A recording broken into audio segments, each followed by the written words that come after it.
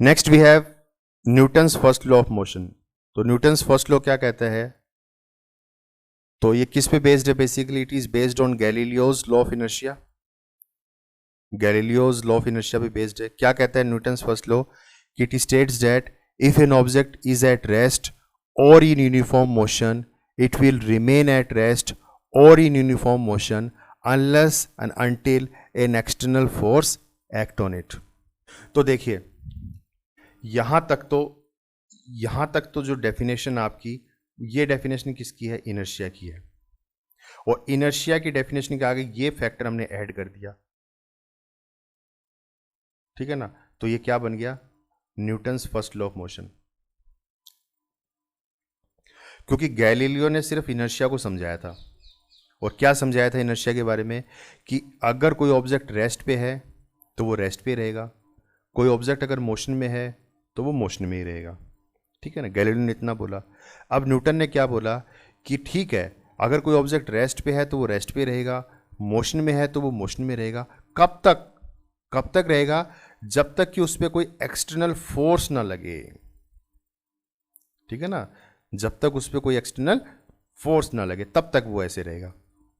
तो इसलिए दोबारा इसको देखिए, मैं पढ़ रहा हूं कि it states that if an object is at rest or in uniform motion it will remain at rest or in uniform motion unless and until an external force is applied on it.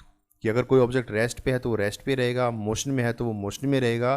कब तक रहेगा? जब तक कि उसके ऊपर कोई external force ना लगे, ठीक है ना? तो जब हम फोर्स की बात करते हैं तो फोर्स दो टाइप के होते हैं, एक तो हो गया बैलेंस्ड फोर्स और एक हो गया unbalanced force.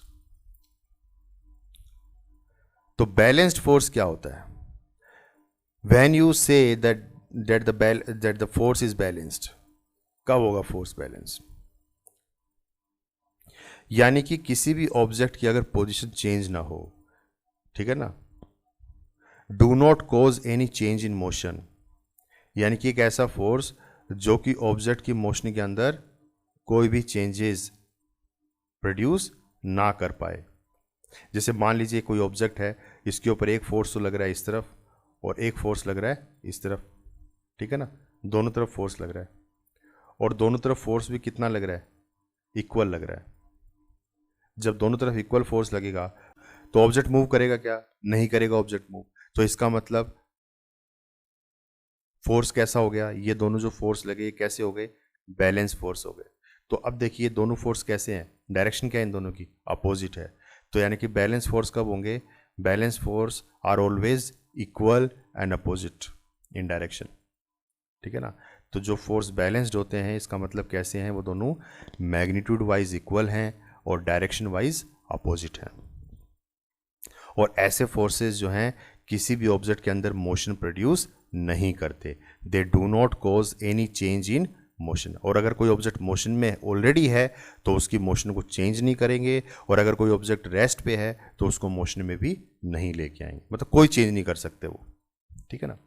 For example tug of war हम समझ सकते हैं। जैसे मान लीजिए रस्सा कसी जो होती है कि दोनों तरफ अगर बराबर फोर्स लगाया जाए, ठीक है ना, तो वो वहीं की वहीं रहेगी वो रस्सी, ठीक है ना?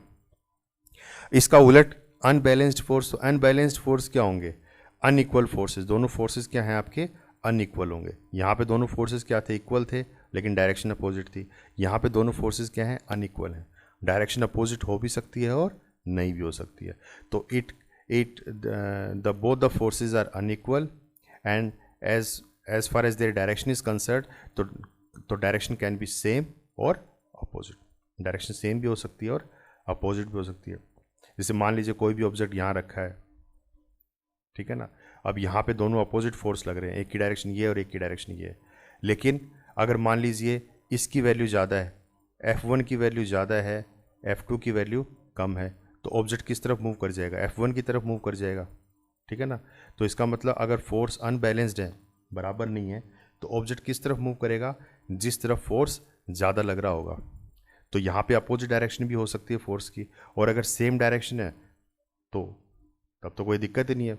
जिस डायरेक्शन में फोर्स लग रहा है ऑब्जेक्ट भी उसी डायरेक्शन में मूव करेगा। For example a body having uniform motion is under the influence of balanced forces से frictional force and applied force that is net force acting on it is zero. ठीक है ना, यानी कि जो नेट फोर्स उस पर अगर लग रहा है किसी भी ऑब्जेक्ट के ऊपर, मान लीजिए ये ऑब्जेक्ट है, जैसे मान लीजिए कोई ऑब्जेक्ट है और उसके हर एक डायरेक्शन से जो है वो फोर्स लग रहा है, ठीक है ना, हर एक डायरेक्शन से फोर्स अप्लाई हो रहा है, और ये जितने भी फोर्स इस पर लग रहे हैं ये सारे मान लीजिए 10 न्यूटन के हैं। कितना है? 10 न्यूटन। सारे फोर्सेस जो हैं 10 न्यूटन है। तो उस केस में ऑब्जेक्ट क्या करेगा, कहाँ जाएगा?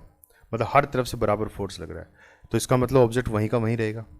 इसका मतलब हम कह सकते हैं कि जो नेट फोर्स लग रहा है वो क्या है?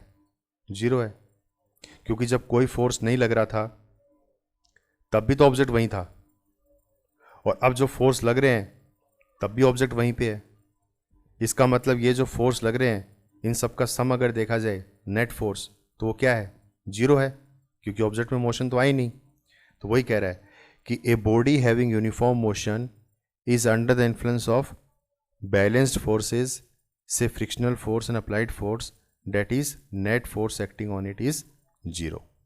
The next topic is Newton second law of motion. तो अगर कहीं पे भी आपको थोड़ा सा डाउट लग रहा है इस चैप्टर को समझने में, तो एक चीज आप कर सकते हो, 9th क्लास के 2 चैप्टर, एक तो मोशन और एक लॉज ऑफ मोशन, ये आप थोड़ा सा गो थ्रू हो जाओ इन चैप्टर से एक बार। इससे रिलेटेड वीडियो मैंने डाल रखी है यूट्यूब पे, आप एक बार वो वीडियो देख लो स्पीड से। तो आप क्या करोगे, इससे क्या फ़ायदा होगा कि ये जो टर्म्स हैं इनसे आप फेमिलियर हो जाओ, क्योंकि 2 साल पहले आपने चीज़ें पढ़ी हैं, तो हो सकता है थोड़ा बहुत मिस हो गया हो, भूल जाता है बच्चा। तो एक बार आप वो वीडियो देख लोगे तो उसके बाद ये समझने में आपको आसानी हो जाएगी। ठीक है ना।